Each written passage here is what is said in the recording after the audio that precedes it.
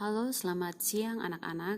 Hari ini kita akan mempelajari bagian dari sistem reproduksi manusia, yakni alat reproduksi pada pria dan pada wanita.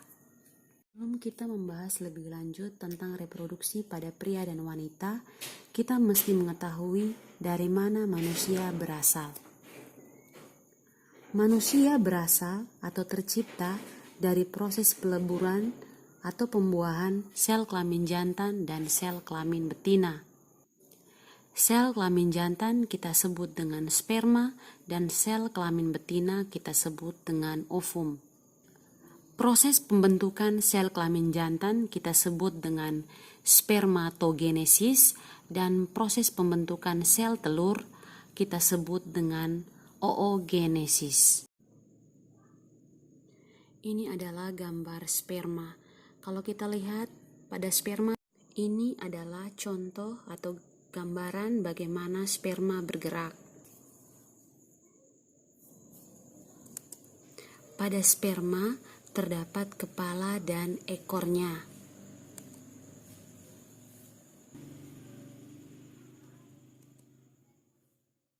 Nah, sedangkan ini adalah sel telur. Lihat, ukuran sel telur ini sangat besar. Berdasarkan hasil penelitian para ilmuwan, sel terbesar dalam tubuh manusia itu adalah sel telur yang dimiliki oleh wanita. Sedangkan sel terkecil dalam tubuh manusia adalah sel sperma yang dimiliki oleh seorang pria. Nah, ini adalah gambaran bagaimana sel sperma mendekati sel telur ketika hendak terjadi proses pembuahan. Mari kita bahas satu persatu bagian-bagian dari organ reproduksi pada pria.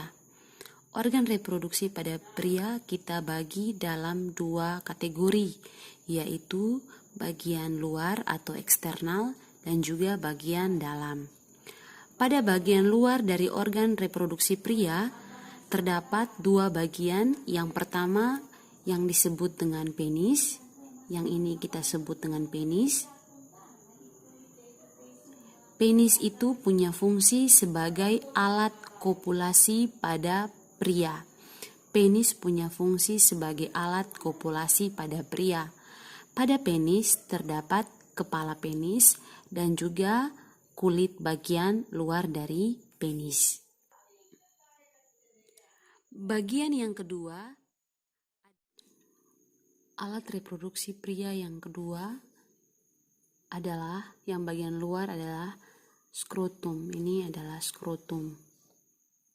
Skrotum itu merupakan kantong kulit yang melindungi testis. Selain itu, fungsinya juga untuk mengatur suhu pada testis agar sesuai dengan kehidupan sperma. Yang berikut, skrotum juga punya fungsi untuk tempat bergantungnya testis. Nah, kalau kita lihat baik-baik, yang ini tadi adalah skrotum, terletak di bagian luar. Dia punya fungsi adalah untuk melindungi testis. Testis ini yang ini. Selain untuk melindungi testis, dia juga punya fungsi mengatur suhu pada testis sehingga suhu pada testis ini tidak mengganggu sperma yang dihasilkan. Setelah kita membahas bagian luar dari organ reproduksi pria, kita akan melanjutkan dengan membahas bagian dalam organ reproduksi pria. Bagian dalam organ reproduksi pria ini terdiri dari testis, yang berikut saluran reproduksi, yang berikutnya adalah kelenjar reproduksi. Mari kita bahas satu persatu organ bagian dalam pada reproduksi pria. Yang pertama, organ bagian dalam yakni testis. Seperti sudah dijelaskan sebelumnya, testis itu terletak di dalam skrotum. Testis berjumlah sepasang atau dua buah testis. Nah, kalau kita lihat pada gambar ini adalah gambar dari testis. Testis punya fungsi ada dua, yakni yang pertama menghasilkan sperma dan yang kedua untuk menghasilkan hormon testosteron. Untuk dapat menghasilkan sperma dengan baik, suhu testis itu yang paling bagus itu berada di sekitaran suhu 93,2 derajat Fahrenheit. Kalau kita konversikan ke suhu Celcius, sekitar 34 derajat Celcius. Pada bagian dalam testis, kalau kita lihat pada gambar, yang ini adalah gambar dari saluran-saluran seminiferus. Saluran-saluran seminiferus ini punya fungsi sebagai tempat pembentukan sperma. Kalau kita lihat, pada masing-masing testis bagian dalamnya terdapat saluran seminiferus.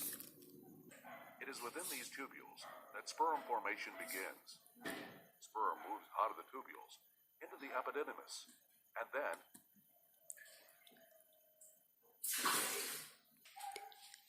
selanjutnya kita menuju saluran-saluran pada organ reproduksi bagian dalam.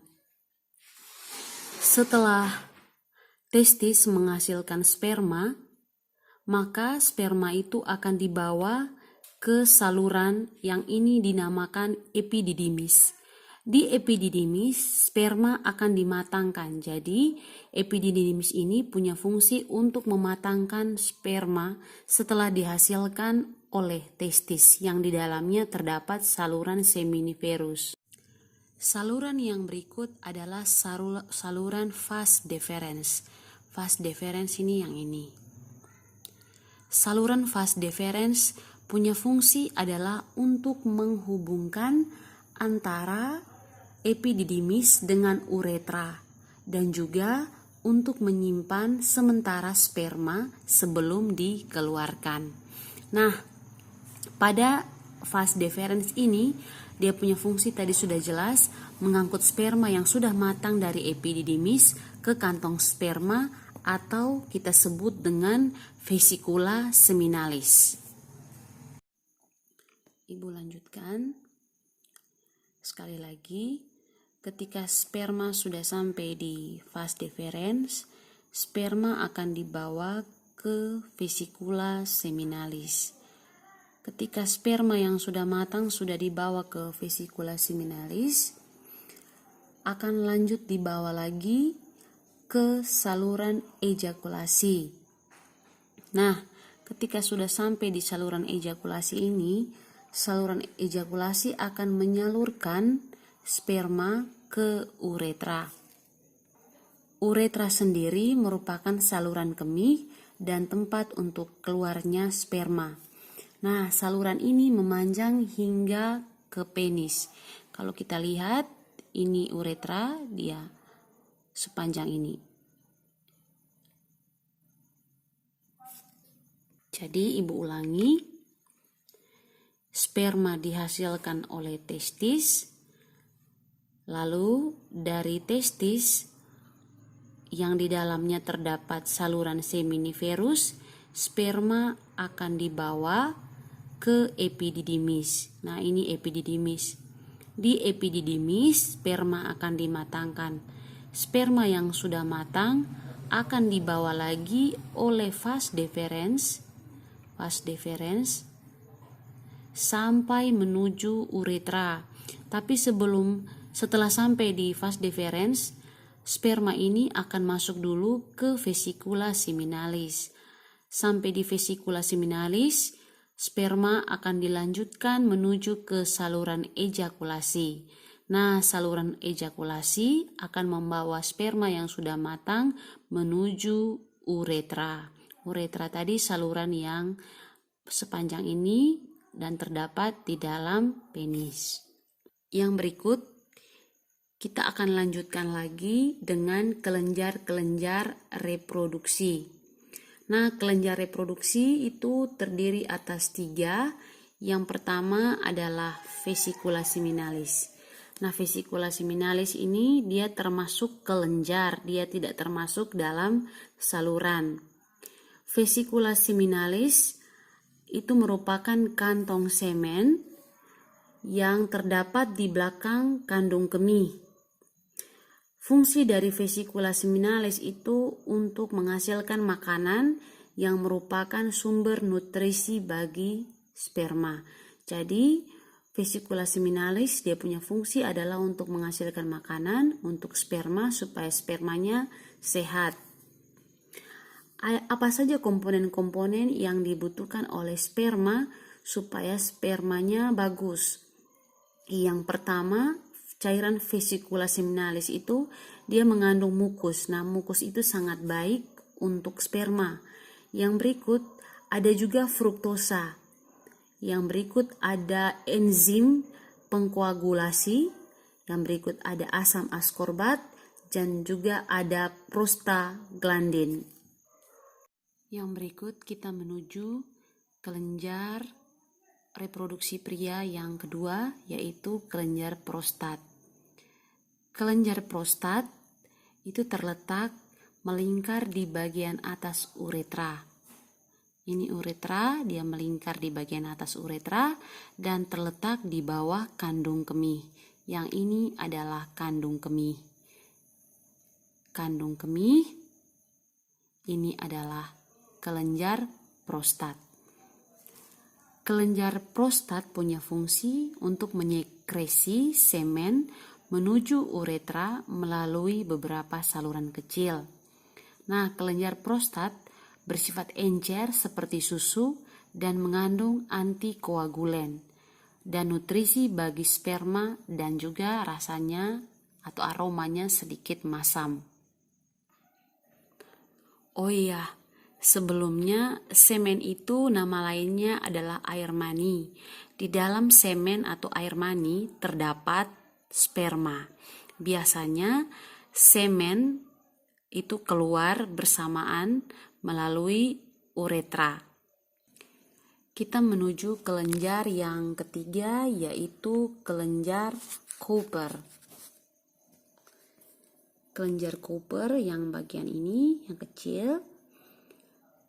Kelenjar Cooper terletak di sepanjang uretra, di bawah prostat. Kelenjar ini punya fungsi untuk menyekresikan mukus atau lendir dan cairan bening yang menetralkan keasaman dari sisa urin dalam uretra dan keasaman pada vagina. Demikian hal-hal yang kita pelajari terkait dengan organ reproduksi pada pria.